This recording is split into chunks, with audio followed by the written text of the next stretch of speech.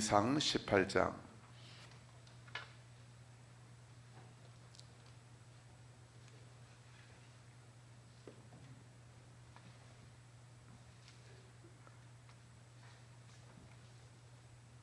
(36절부터) (40절까지) 36절부터 40절까지.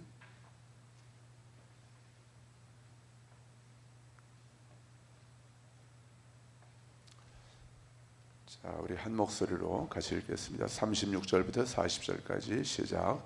저녁 소제 드릴 때에 이르러 선지자 엘리야가 나아가서 말하되, 아브라함과 이삭과 이스라엘의 하나님 여호와여, 주께서 이스라엘 중에서 하나님이신 것과 내가 주의 종인 것과 내가 주의 말씀대로 이 모든 일을 행하는 것을 오늘 알게 하옵소서.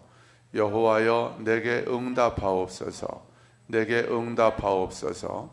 이 백성에게 주 여호와는 하나님이신 것과 주는 그들의 마음을 되돌이키심을 알게 하옵소서 하매, 이에 여호와의 불이 내려서 번제물과 나무와 돌과 흙을 태우고 또 도랑에 물을 핥은지라. 모든 백성이 보고 엎드려 말하되, 여호와 그는 하나님이시로다.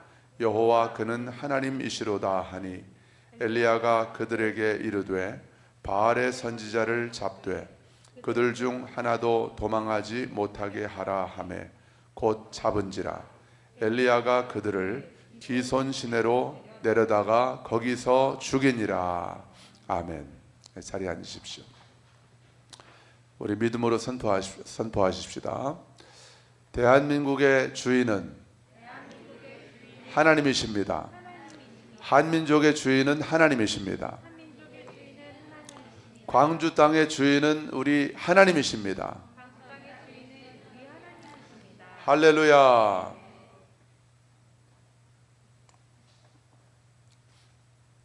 오늘은 부르심의 자리에서, 저를 한번 따라해 보실래요? 오늘 설교의 주제입니다. 부르심의 자리에서 믿음으로 걸어가고 있다면 당신은 이미 승리한 것입니다. 자, 같이 해봅시다. 시작. 부르심의 자리에서 믿음으로 걸어가고 있다면 당신은 이미 승리한 것입니다. 아멘. 부르심의 자리라는 것은 하나님이 나를 그 일을 시키시려고 나를 이 땅에 보내셨다는 거죠. 하나님이 내게 맡기셨고 나를 통해서 이루실 그 일을 이제 순종하고 하기 위해서 하나님이 보내시는 그곳에 내가 딱 서 있는 거죠. 그게 부르심의 자리입니다. 그 부르심의 자리에 내가 서서 믿음으로 걸어가고 있다면, 보이는 대로 걸어가는 게 아닙니다. 느껴지는 대로 걸어가는 게 아닙니다. 내 귀에 들리는 대로 걸어가는 게 아닙니다. 믿음으로 걸어가고 있다면 나는 이미 영적 전쟁에서 승리한 것이라는 거죠. 여러분, 우리가 부르심의 자리에 정확하게 서 있으면 영적인 권위가 우리에게 부어진다는 말씀을 지난주에 나눴습니다. 부르심의 자리가 바로 영적인 권위가 내게 부어지는 자리예요. 영적인 권위는 어디 가서 안수받는다고 부어지는 게 아닙니다. 우리 각자를 향하신 하나님의 그 선한 목적, 그 계획을 내가 이루어드리기 위해서 하나님이 우리하고 같이 동역하자고 우리를 부르시는 거죠. 그 자리에 내가 정확하게 서 있을 때에 영적인 권위가 부어지고, 하나님의 영적인 권위가 부어진 사람을 악한 원수 마귀가 어떠한 대적도 이길 수 없습니다. 이게 영적인 원리인 거예요. 하나님이 영적인 권위를 부어주신 사람을 누구도 이길 수가 없는 거예요. 그래서 왕도 순종하는 것입니다. 아합이 엘리야에게 순종했던 것처럼. 이게 영적인 세계의 원리인 거예요. 하나님이 정하신 법칙이죠. 그래서 우리가 이 영적 전쟁에서 승리하면, 부르심의 자리에서 정확하게 서서 믿음으로 걸어가면서 영적 전쟁에서 승리하면, 믿음으로 걸어가면 영적 전쟁은 반드시 이깁니다. 예. 그러면 부흥이 시작되는 거예요. 부흥이. 광주 땅에 부흥이 시작되었습니다. 이 전제를 가지고 오늘 이 말씀을 함께 보겠습니다. 자, 엘리야가 아합에게 나아갔죠. 그래서 이제는 비가 내릴 것이다, 그런 말을 전하기 위해서 아합에게 갔고, 그러면서 아합에게 엘리야가 명령을 내립니다. 갈멜산으로 모든 바알 선지자, 이세벨 선지자, 바알 선지자 450명, 이세벨 선지자 400명을 다 갈멜산으로 모아라, 이렇게 명령을 합니다. 그런데 아합이 순종을 하죠. 그렇죠? 그리고 오늘 읽지 않았습니다마는 갈멜산에서 이제 소위 갈멜산 대첩, 한산 대첩, 명량 대첩, 해전 이런 것처럼 갈멜산 대첩을 벌입니다. 바알을 숭배하는 그 우상 숭배 제사장들, 거짓 선지자들하고 이제 여호와 하나님 한 분만을 경외하는 엘리야가 850대 1의 영적 싸움을 벌이는 거예요. 그런데 우리가 이 말씀을 열왕기상 18장을 잘 읽어보면 이 싸움의 룰을, 이 싸움의 게임의 법칙을, 이 싸움의 법칙을 누가 정하죠? 아합이 정합니까? 엘리야가 정합니까? 엘리야가 정하는 거예요. 근데 엘리야가 이 법칙을 정하면 아합도 따라옵니다. 순종해요. 바알 선지자 450명, 이세벨, 바알 선지자 450명, 제가 이세벨 선지자라고 그랬습니까? 왜 이렇게 말이 헛나오죠? 아세라 선지자, 저 뒤에서 난리가 났어요, 우리 집사람이.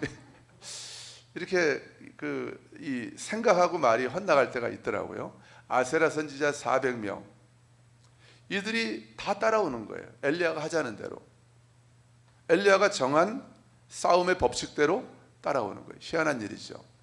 영적 권위가 부어지면, 영적인 권위가 주어지면 따라오는 거예요. 마귀도 따라오고요, 마귀도 꼼짝을 못하고, 우상 숭배자들도 따라오고, 왕도 따라오고, 통치자들도 따라오고.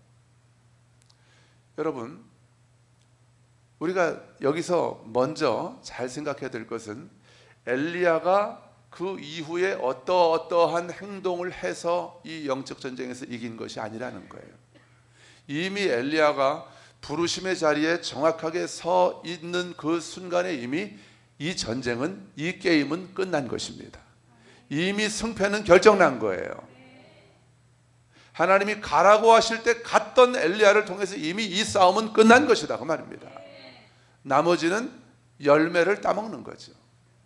전리품들을 하나씩 하나씩 취하는 것이죠. 그 결과가 뭐냐면 아합도 순종하고 엘리야가 하라는 대로 합니다.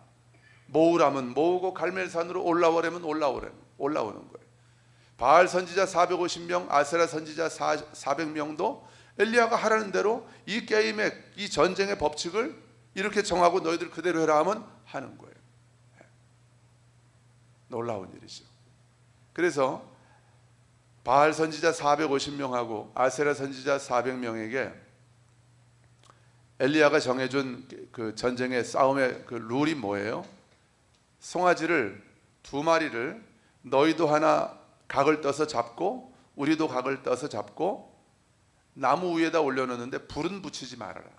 그리고 하늘로부터 불을 내리는 신이 참신이다, 진짜 하나님이라는 거죠. 바알이 하나님인지 여호와가 하나님인지 우리 한번 이 싸움을 통해서 결판을 내보자, 그 말이죠. 그리고선 이제 바알 선지자들 450명이 아세라 선지자들하고 같이 어떻게 합니까? 자, 우리 26절 한번 봐볼까요? 26절 시작.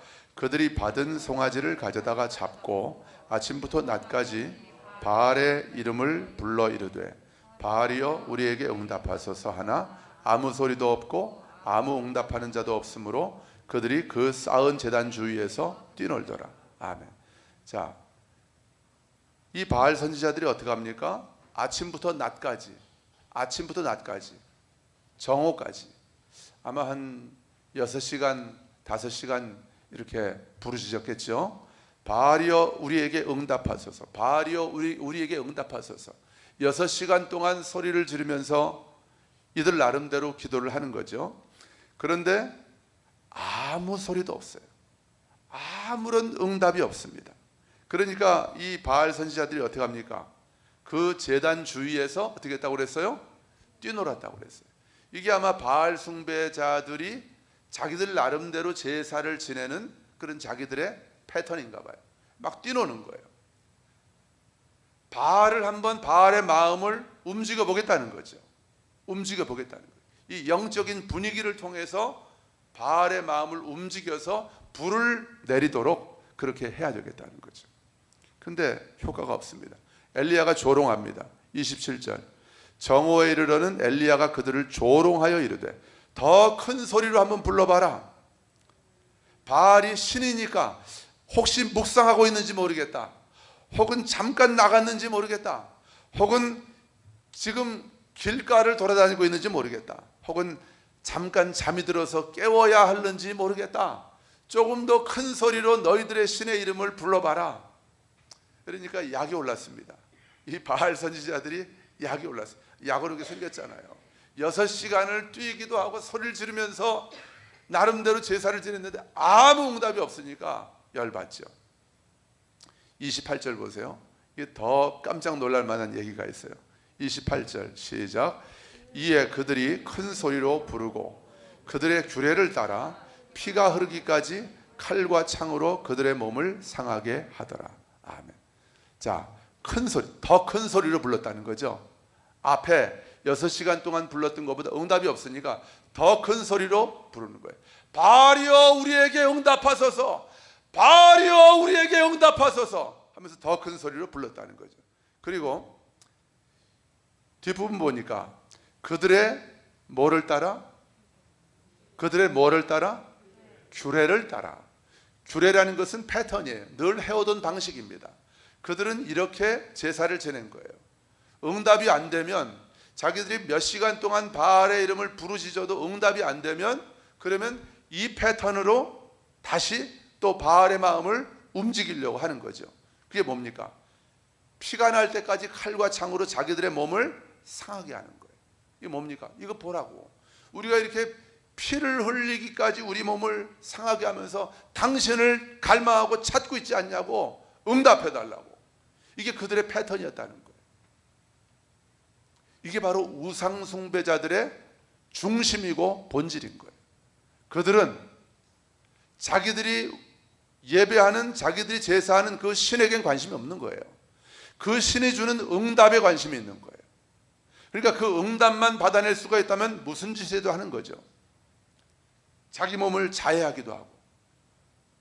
그러니까 내 삶이 변해서 그 신이 나를 통해서 이루기 원하는 거기에는 관심이 없는 거예요.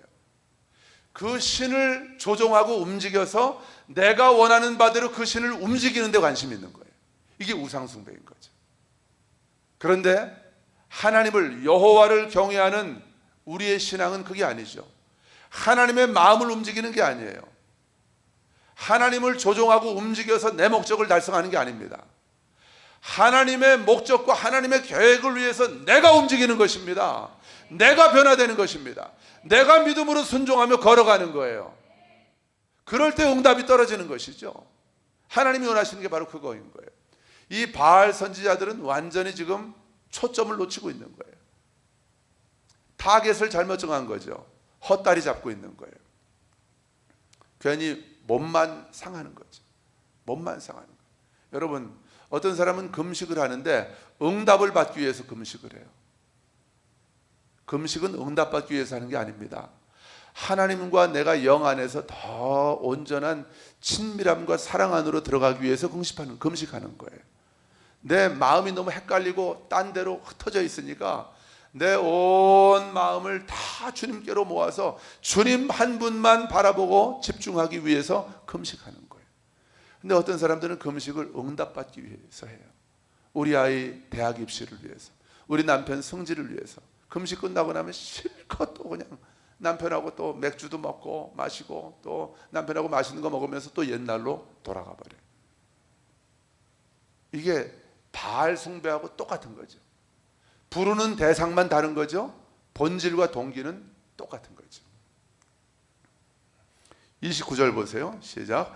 이같이 하여 정오가 지났고 그들이 미친 듯이 떠들었대요. 미친 듯이 떠들어도 응답이 안 나는, 저녁 소재될 때까지 이르렀으나 아무 소리도 없고 응답하는 자나 돌아보는 자가 아무도 없더라. 하나님이 초신자 때는 우리가 말만 하면 들어주십니다. 저도 30대 중반 40대 초반에 제일 기도 응답을 많이 받았어요.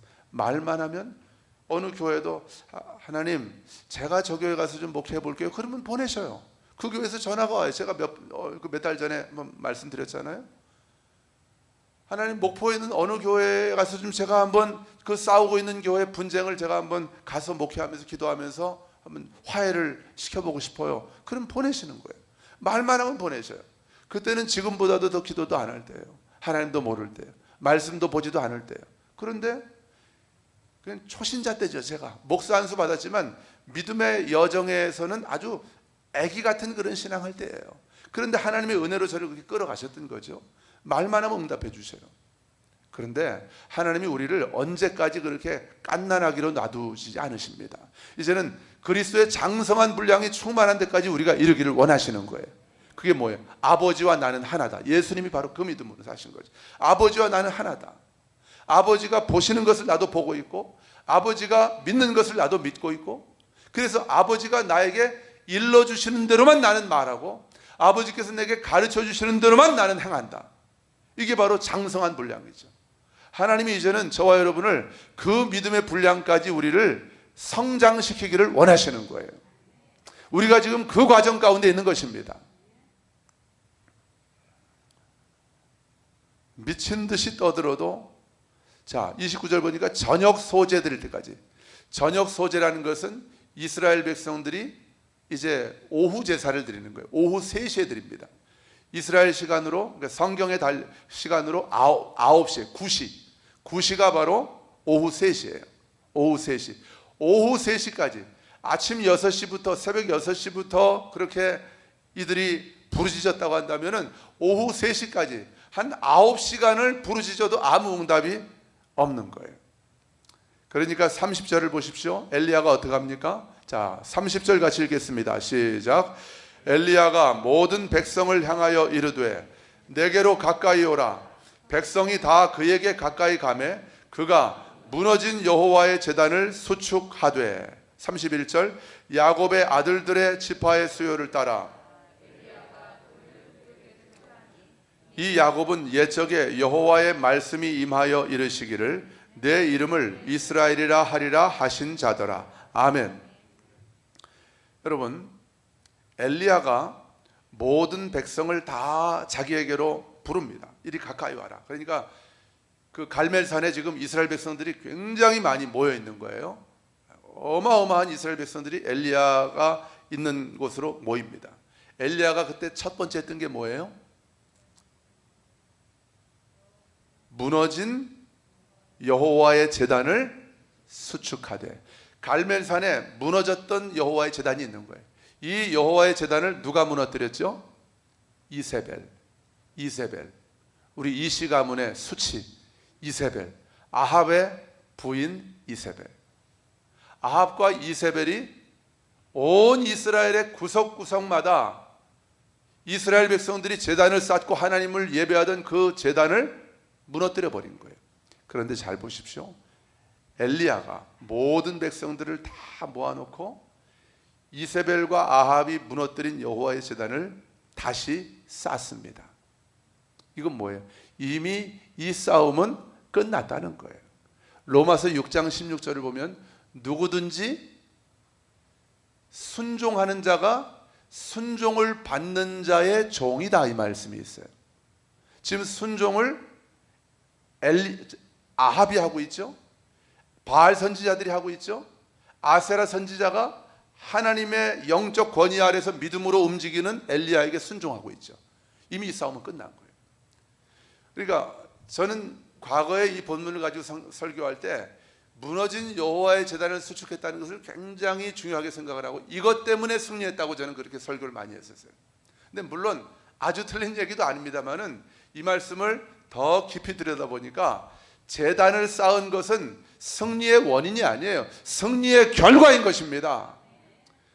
주께서 내 원수의 목전에서 내게 상을 차려주시고 내 머리에 기름을 바르셨으니 내 잔이 넘치나이다.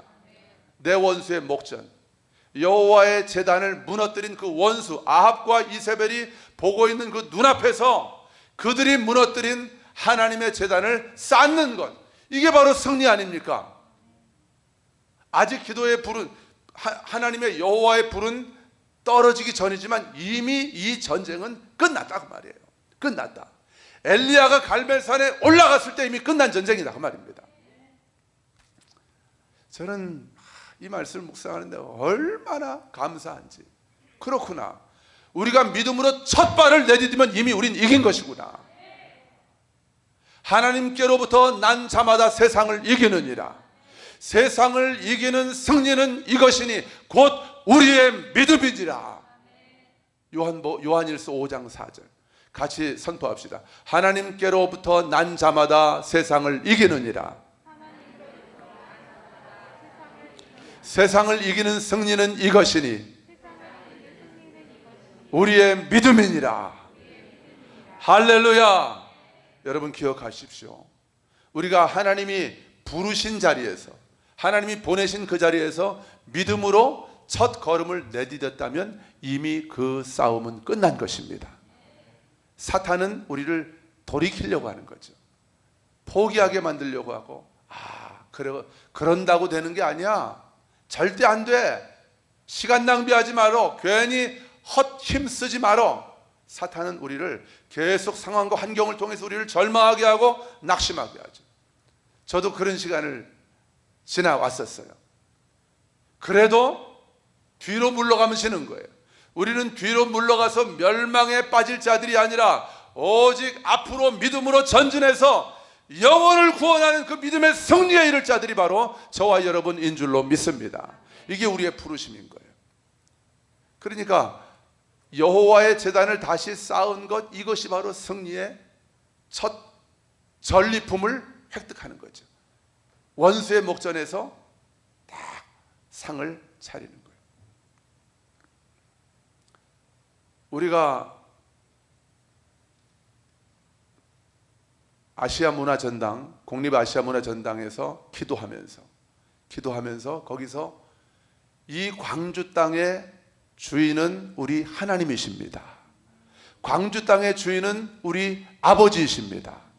주님의 이름을 높여드리는 것, 그것이 바로 무너진 여호와의 제단을 이 광주 땅 안에 다시 쌓는 것입니다. 거기에 대해서는 조금 이따가 또 말씀을 드릴게요. 그러니까 그 제단이 쌓아진 것이 바로 뭐냐면 원수의 목전에, 마귀의 목전에서. 마귀는 이 땅 광주가 거룩한 하나님의 빛의 도시에 부르심 감당하지 못하도록 5.18이 빛의 도시, 하나님의 빛의 도시가 아니라, 이 광주가 하나님의 빛의 도시가 아니라 5.18의 도시로 온 세계가 기억하게끔 싹 바꿔놔 버렸어요.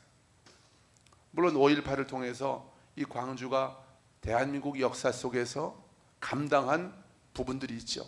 그렇지만 광주의 부르심은, 광주의 결론은 5.18이 아닙니다. 광주의 결론은 여호와의 영광의 빛을 온 대한민국에, 온 세계 열방에, 이스라엘까지 비추는 그 사명이 바로 광주의 부르심인 줄 믿습니다.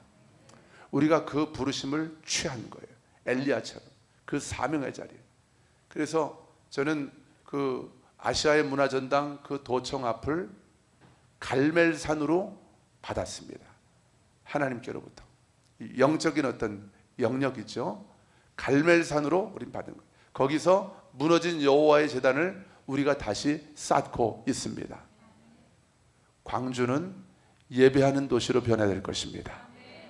광주는 오직 여호와의 얼굴을 구하는, 하나님을 경배하는 경배의 거룩한 땅으로 이미 하나님께서 바꾸셨습니다. 왜? 우리가 믿음의 첫 걸음을 내디뎠기 때문에. 우린 이 믿음의 걸음을 포기하지 않을 것입니다. 이 광주에서 오직 여호와 한 분만 높임을 받으실 때까지, 오직 그분의 이름만 높아지실 때까지 우리는 이 믿음의 걸음을 멈추지 않을 거예요. 잘 보십시오. 무너진 여호와의 제단을 수축하면서 엘리야가 어떻게 했냐면 돌 12개를 취해서 무너진 여호와의 제단을 다시 쌓습니다. 12개를 왜 취했습니까? 야곱의 12아들, 12지파를 상징하는 돌을 가지고 무너진 여호와의 제단을 쌓은 거죠. 여러분 잘 보세요. 이사야 43장을 보면 이 백성은 나의 영광을 위하여 내가 창조했고, 내가 이 백성을 통해서 나의 찬송을 받을 것이다. 하나님이 그렇게 말씀하셨어요. 이스라엘 백성을 하나님이 이 땅에 만드신 목적은 제사장 나라로서, 제사장 나라라는 것은 하나님을 예배하는 나라라는 거예요. 오직 하나님만을 예배하는 민족, 그런 나라로 하나님이 이스라엘을 구별하여 택하셨습니다. 출애굽기 3장을 보면 하나님이 모세에게 말씀하셔요. 바로에게 가서 하나님께서 이렇게 명령하셨다고 전해라. 내가 내 백성을 이 땅에서 끌어내어서 이제는 나를 섬기게 할 것이다. 이렇게 하나님이 명령하셨다고 가서 말하라는 거예요. 히브리어로 섬긴다는 그 단어는 바로 하나님을 예배한다는 거예요. 이스라엘 백성들을 하나님이 애굽에서 끌어내신 목적이 뭐냐 하면 하나님만을 예배하는 민족으로 삼으시려고 하나님이 이스라엘을 끌어내신 것이죠. 그러니까 엘리야가 이스라엘 백성들을 다 불러 모아서 무너진 여호와의 제단, 아합과 엘리야가 무너뜨렸던 제단을 다시 수축합니다. 다시 쌓습니다. 그 돌을 12개의 돌로 쌓습니다. 이게 뭡니까?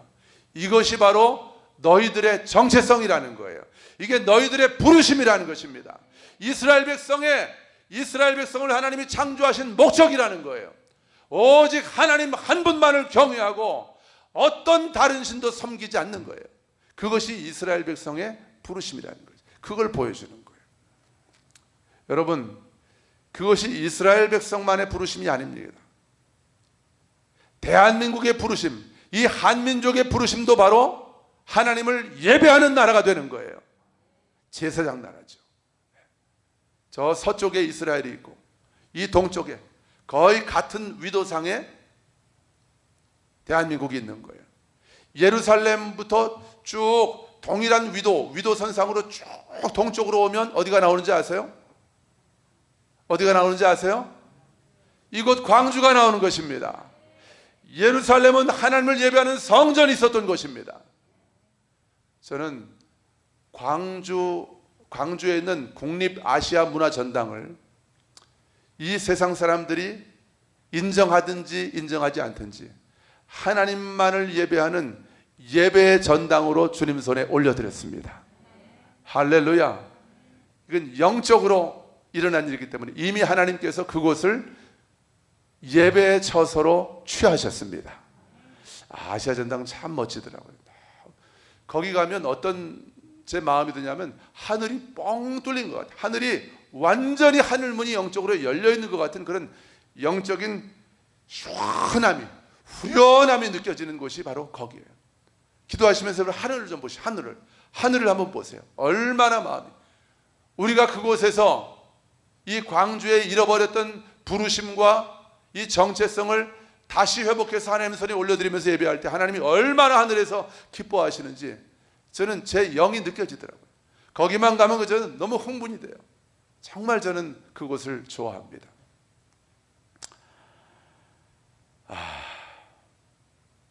여러분, 우리 초대교회가 이 광주에 있습니다. 예루살렘부터 쭉 그 하나님만 예배하기 위해서 하나님이 택하신 그 도시, 예루살렘부터 쭉 동일한 위도선상으로 동쪽으로 가고 또 가면 광주가 있는 거예요. 이 광주에 하나님이 초대교회를 세우셨습니다. 우리의 경배를 받으시기 위해서. 아멘. 이게 우리 초대교회를 이 땅에 세우신 목적인 거예요. 우리 초대교회를 통해서 광주가 오직 하나님만을 예배하는 여호와의 영광을 나타내는 빛의 도시로 회복되게 하시려고 하나님이 이 땅 광주에 우리 초대교회를 세우신 줄 믿습니다. 이 설교를 유튜브를 통해서 온 세계에 있는 많은 분들이 들을 거예요. 광주가 어떤 땅인 것을 그분들이 아는 분들도 있겠지만 모르는 분들이 보게 될 것입니다. 그들이 우리를 위해서 함께 중보해 줄 것입니다. 우리를 위해서 함께 설 것입니다. 여러분, 광주가 영적으로 변화되면 대한민국은 변화됩니다. 남한과 북한은 변화됩니다. 온 세계 열방은 변화됩니다. 이스라엘도 변화됩니다. 이게 광주의 부르심인 거예요. 자, 이 엘리야가 제단 주변에 돌로 제단을 쌓고 그 제단 주변에 또랑을 만듭니다. 또랑 두 세아, 곡식 종자 두 세아라는 것은 약 15리터 정도 되는 15리터 정도 되는 물을 이렇게 담을 수 있는 또랑을 팝니다. 또랑을 왜 팠을까요? 또 33절을 보니까 나무를 벌려놓고 송아지에 각을 떠서 나무 위에다 올려놓고 통 넷에다가 물을 채워서 번제물과 나무 위에 부으라고 명령을 합니다. 그러니까 옆에 있는 사람들이 붓습니다. 몇 번을 그렇게 해요? 3번을 그렇게 합니다. 3번. 12통을 그 송아지 위에다가 들이붓는 거예요. 자, 한번 여러분 우리 정신을 바짝 차리고 우리의 이성을 동원해 가지고 한번 잘 생각을 해봅시다. 지금 물을 부어야 돼요? 아니면은 그 제단주에 나무를 말려야 돼요? 말려야죠. 불을 붙여야 되는데. 근데 엘리야는 지금 물을 붓고 있어요. 물을 붓고 있어요. 이 말씀을 묵상할 때 하나님이 이런 감동을 주시더라고요. 성령님이 제 안에 마음의 감동을. 엘리야는 지금 믿음을 붓고 있는 것이다. 믿음을 붓고 있는 것이다. 나는 더 이상 눈에 보이는 대로 행하지 않고 내 마음에 느껴지는 대로 행하지 않고 내 귀에 들리는 대로 행하지 않고 나는 믿음으로 행한다. 여기다가 갈릴리 호수 전체에 있는 물을 다 쏟아 부어도 하나님께로부터 내려오는 불의 응답을 그 무엇도 그 누구도 막을 수 없다. 이 믿음을 쏟아 붓는 행위가 바로 물을 12통을 거기다 갖다 붓는 거예요.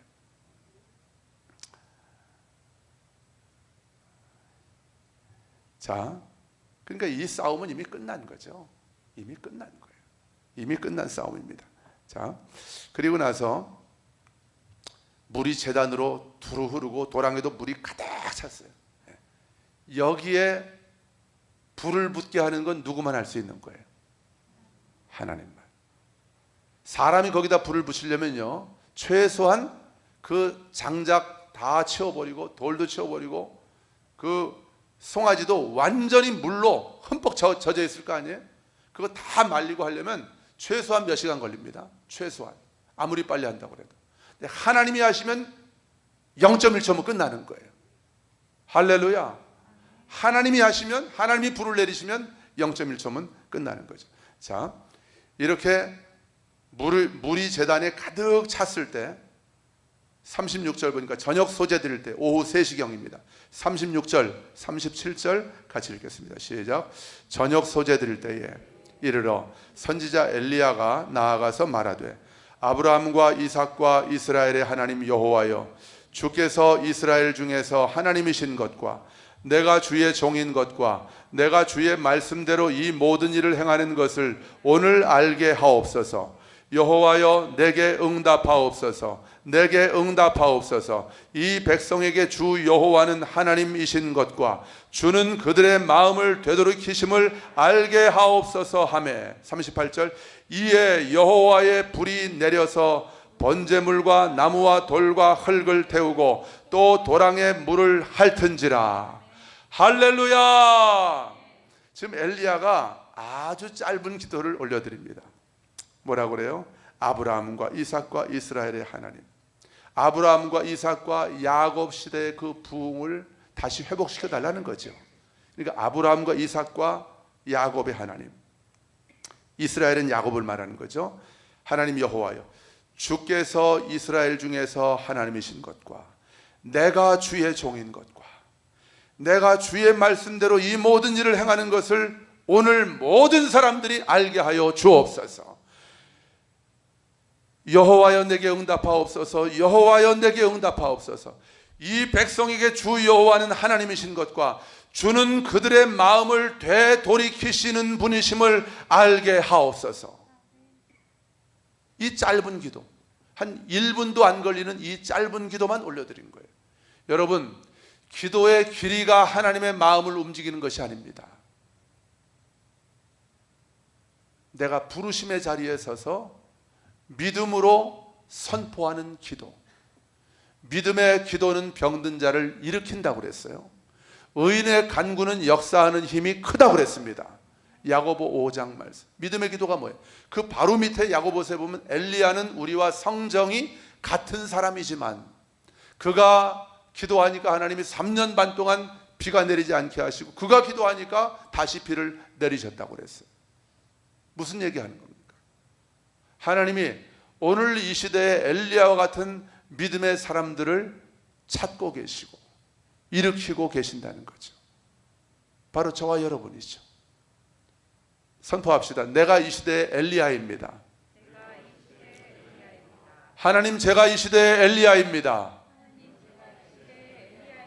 할렐루야.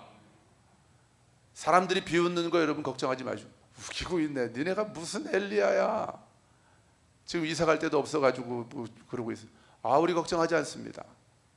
우리에겐 이사 갈 곳보다 더 중요한 것은 우리의 부르심입니다. 왜 초대교회를 광주에 있게 하셨는지, 우리 초대교회는 그 부르심을 찾았습니다. 이건 1000억짜리 건물하고 바꿀 수 없는 거죠. 여러분도 그렇습니까? 범인이 그래요? 아멘. 저는 1000억짜리 건물하고 바꾸지 않을 거예요. 엘리야가 이 간단한 기도를 하나님께 올려드리는데 즉시 하늘로부터 불이 떨어지는 거예요. 38절 보니까 여호와의 불이 내렸는데, 자, 불이 내립니다. 번제물, 송아지, 나무, 돌과 흙, 또 도랑의 물을 다 태우고, 도랑의 물을 어떻게 했다고 그랬어요? 저는 이 표현이 너무나 멋져요. 우리 하나님은 정말 멋진 분이십니다. 도랑의 물을 다 핥아버린 거예요. 여호와의 불이 도랑의 물을 다 핥아버린 거예요. 할렐루야.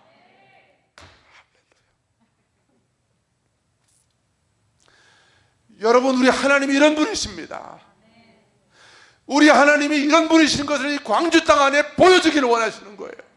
이 대한민국 안에 하나님이 이런 분이신 것을 하나님이 나타내기를 원하시는 거예요. 우리 초대교회를 통해서, 우리 광주에 있는 모든 교회들을 통해서 하나님이 이 일을 하기를 원하시는 겁니다. 네, 많은 사람들이 안 된다고 하죠. 대한민국에 많은 기도하는 사람들이 이 광주를 바라보면서 많은 기도하는 분들이 손가락질을 합니다. 광주 안 된다고, 광주 안 된다고. 광주에서 왔냐고 하면은 이렇게 쳐다봅니다. 광주에서도 이런 데를 다 오냐고, 그런 눈초리로. 저는 아주 그런 시선을 많이 느꼈어요. 어떤 기도 모임이나 예배하는 자리 가보면. 무슨 얘기입니까? 광주는 안 된다는 거죠. 누가 무슨 일을 해도 이건 예수님이 다시 오셔서 광주는 안 될 거라고 포기하는 사람들이 많아요. 아니에요. 여러분, 저와 여러분이 한 사람이 중요한 거예요. 엘리야 한 사람이 이스라엘의 영적인 기상도를 완전히 바꿔버렸습니다. 그 한 사람이 광주를 바꾸는 거예요. 근데 우리가 한 사람이 아니지 않습니까? 예? 우리 일주일 동안 기도하는 내내 비가 왔습니다.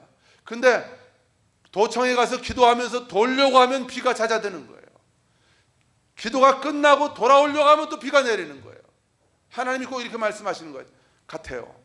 꼭 그렇게 느낌이 들더라고요. 내가 너희들의 예배를 받고 있고 너희들의 기도가 하나도 헛되게 땅에 떨어지지 않고 있다. 너희들이 하늘의 미랄이 될 것이고 이 광주를 내가 다시 살릴 것이다. 하나님 그렇게 말씀하시는 것 같아요. 저는 확신합니다. 광주는 새로워졌습니다. 이미 광주 안에서 하나님이 새 일을 시작하셨습니다. 여러분 40절 말씀 보겠습니다. 40절 시작. 엘리야가 그들에게 이르되 그들 중 하나도 도망하지 못하게 하라 하며 곧 잡은지라. 엘리야가 그들을 기손 시내로 내려다가 거기서 죽이니라. 엘리야가 바알 선지자들 450명, 이들 때문에, 물론 이세벨이 그 뒤에 있지만 이들 때문에 북이스라엘이 바알 우상 숭배로 완전히 더럽혀졌죠. 하나님만을 예배하라고 애굽에서 불러내셨는데 그 부르심을 망각하고 눈에 보이는 풍요를 쫓아서, 바알은 풍요의 신이잖아요. 월스트리트 그 한복판에 있는 황소가 바로 바알을 상징하는 상징이고요. 눈에 보이는 풍요와 평안과 안락함을 쫓아서 바알을 숭배하던 그 이스라엘 백성들이 다 보는 앞에서 지금 북이스라엘 백성들에게 하나님은 안 보입니다. 하나님 안 보이고 바알밖에 안 보여요. 풍요를 주는 신. 그들 앞에서 바알을 섬기고 바알의 우상 숭배를 조장했던 450명을 다 잡아오게 합니다. 그리고 그들을 다 끌고 내려갑니다. 여러분 이게 중요한 거예요. 잘 보세요. 갈멜산 위에서 이들을 죽일 수도 있었는데 아이고 끔찍하게 왜 죽였느냐, 그게 이 얘기의 초점이 아닙니다. 하나님이 제일 싫어하시는 것이 우상 숭배죠. 이스라엘 가운데서 우상 숭배를 하나님은 완전히 뿌리채 뽑아버리기를 원하셨던 것이죠. 악은 모양이라도 버리라는 거죠. 그래서 그들을 완전히 이제 다 죽이는데 엘리야가 그들을 어디로 데리고 내려갑니까? 어디로 끌고 내려가서 죽여요? 기손시내. 이게 중요합니다. 왜 거기까지 끌고 내려가요? 갈멜산 위에서 한참 걸어 내려가야 되는데. 기손시내는 이스라엘 평원, 갈멜산에서 이스라엘 평원 바로 그 앞이가 무기또 평원입니다. 아마겟돈 전쟁이 아마 또 거기서 벌어질 것이라고 많은 신학자들이 전망하고 있는, 거기가 다 거기예요. 거기를 기손시내가 흐르고 있습니다. 왜 그리로 끌고 내려갑니까? 마지막 때에 예수 그리스도께서 오셔서 모든 적그리스도와 함께하는 세력들을 완전히 멸하실 그 마지막 때에 예수 그리스도의 승리를 예표하는 사건으로 지금 기손시내로 끌고 내려가는 것입니다. 할렐루야. 그리고 제가 기손시내를 찾아보니까 사사기 6장을 보면, 사사기 6장이 아니에요. 기손시내가 사사기 4장을 보면 드보라 여선지자, 여자 선지자입니다. 그러면서 여자 선지자면서 사사예요. 우리 교회에도 예배 인도자가 자매잖아요. 홍은비 자매. 이게 예사롭지 않은 것 같아요. 예배는, 여러분, 모든 영적 전쟁은 예배에서 결정되는 거거든요. 홍드보라 인도자. 멋집니다. 자, 앞으로 우리 홍드보라라고 부르는 겁니다. 본인이 취할지 안 취할지 모르겠지만은. 자, 이 드보라 사사가 가나안 왕 하솔이라고 하는, 가나안 정확히 어디가 하솔인지는 이제 좀 추측이 분분합니다만은 분명한 것은 가나안 왕 야빈. 가나안은 바알 숭배의 본거지죠. 이스라엘도 가나안 땅을 정복하고 살다가 거기에 동화된 거죠. 그렇죠? 근데 드보라 사사 시대에 가나안 왕 야빈의 군대 장관, 육군 참모총장쯤 될까요? 그 사람이 시스라라는 사람인데, 가나안 왕 야빈이 얼마나 이 군사력이 막강했냐면 철병거가 900대입니다.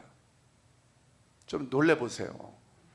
철병거가 900대예요. 900대. 그 당시에 이건 어떻게 게임이 안 되는 거예요. 어떻게 그 대적을 이깁니까?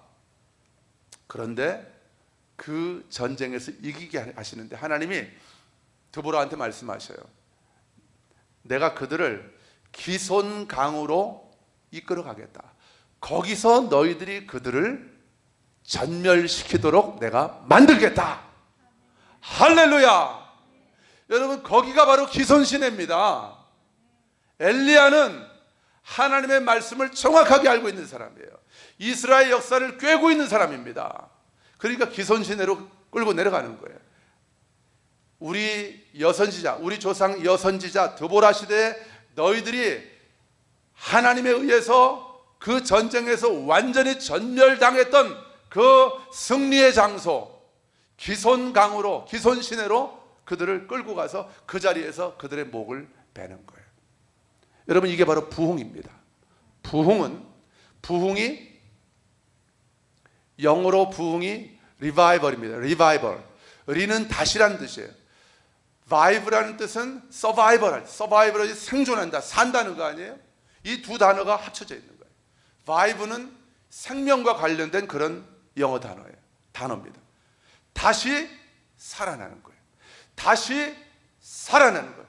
죽었던 것처럼 보이는 어떤 공동체나 한 인생, 한 가정이, 한 교회가 다시 살아나는 것, 하나님의 생명으로 다시 살아 일어나는 것, 부활이죠. 이게 바로 부흥인 것입니다. 여러분, 부흥은 부활인 것입니다.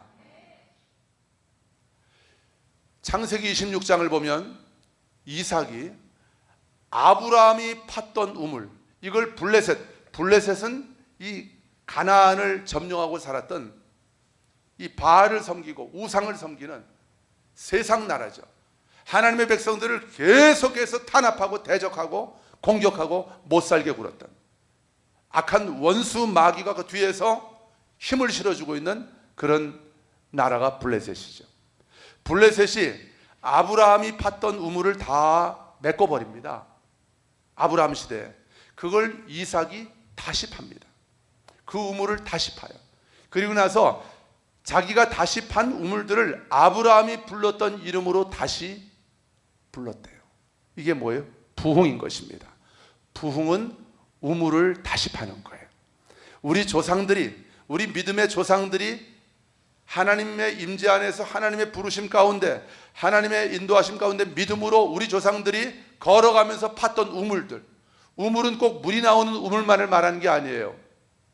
생수의 근원 대신 하나님께서 이곳 광주 땅에 생수의 근원이신 그분의 우물을 이 광주 땅 안에 이미 주셨던 것입니다. 언제 주셨는지 아세요? 제가 금요일 날 말씀드렸죠. 유진벨이라고 하는 선교사가 아내와 사별하고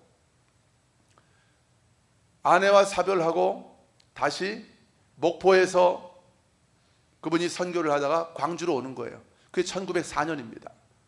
그래서 그분이 수피아여고를 세우시고 숭일 중고등학교를 세워요. 숭일이 무슨 뜻인지 아세요? 숭배한다. 누구? 유일신 하나님을. 이게 숭일. 광주가 그런 곳입니다. 혹시 숭일고등학교 나온 분 있으세요? 숭일. 없군요. 숭일. 광주가 그런 곳이에요. 수피아여고를 그분이 세웁니다. 수피아여고 기가 막힌 학교입니다. 일제시대 때 1937년도에 많은 목사님들이 신사참배 우상숭배 아니라는 거예요. 이건 그저 애국의 일종이고, 우리가 지금 일본의 통치하에 있으니까 애국의 뜻으로 그냥 하면 되는 것이고, 우리의 마음만 변치 않으면 된다고 하면서 신사참배 해도 된다고 설득하는 거예요, 교인들을. 일제 그 경찰들이, 순사들이 총칼을 가지고 와서 위협을 하면서 신사참배를 강요하는 거죠. 그런데 수피아 여고 학생들이 어떻게 했는지 아세요?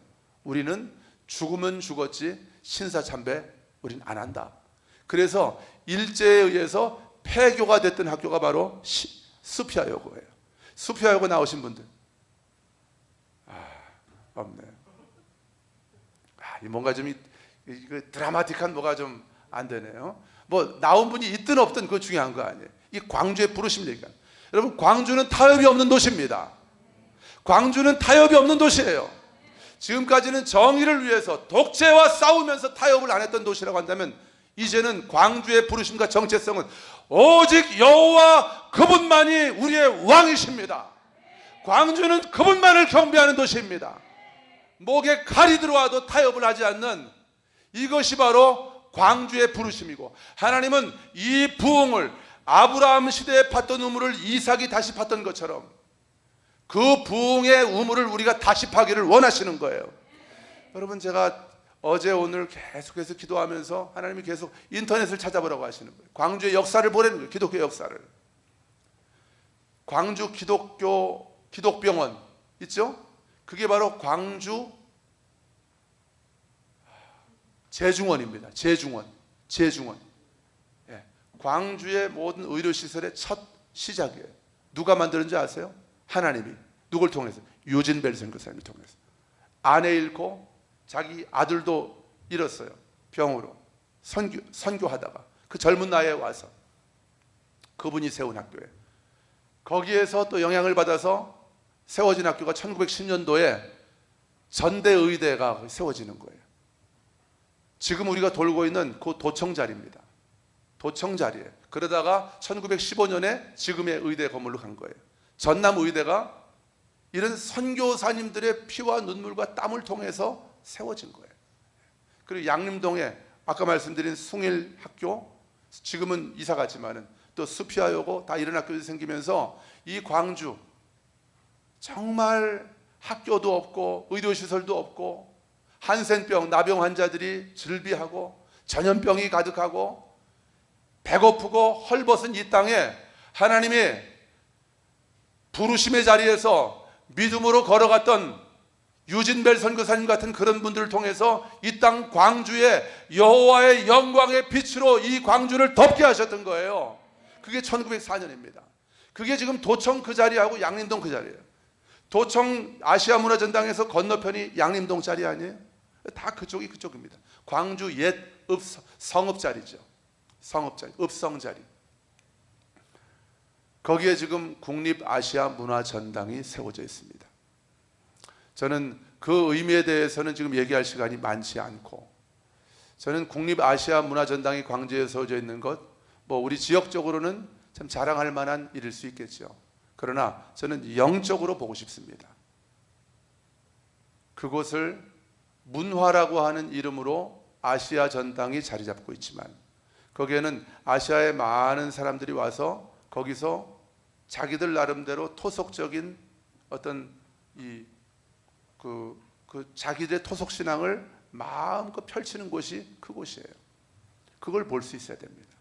온갖 아시아의 여러 나라들의 이 잡신들을 긁어 모을 수 있는 경로, 통로가 될 수 있는 곳이 아시아문화전당입니다.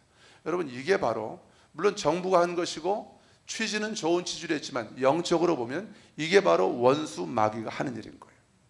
선교사들이 생명을 걸고 복음 전해서 여호와의 영광의 빛으로 광주 땅을 덮었는데 바로 그 자리에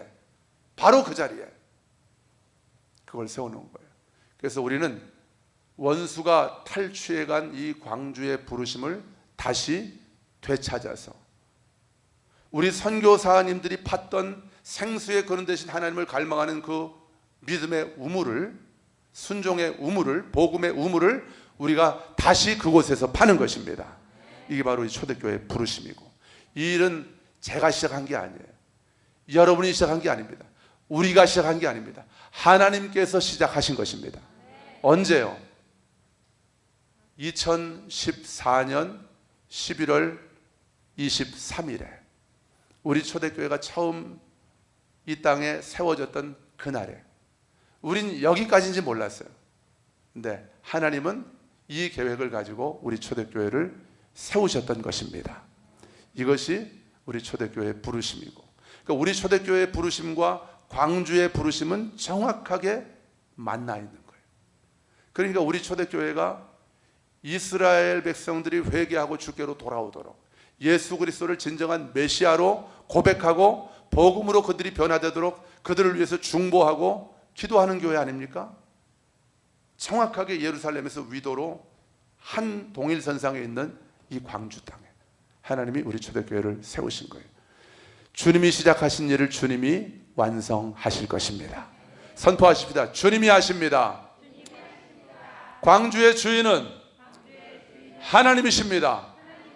광주는 오직 하나님만을 경배하는 거룩한 빛의 도시입니다. 할렐루야. 우리 다 같이 일어나서 찬양하십시다.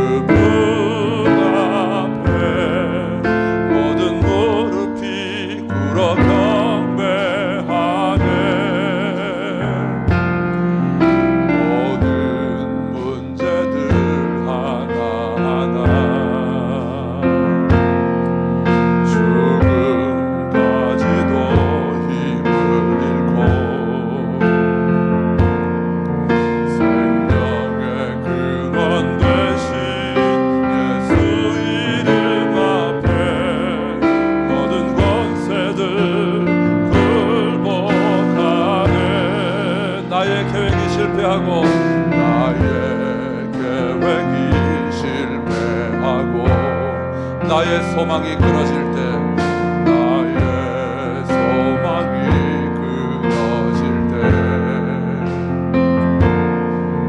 삶의 주관자 되신 그분 앞에 나의 무릎을 꿇어 경배하네.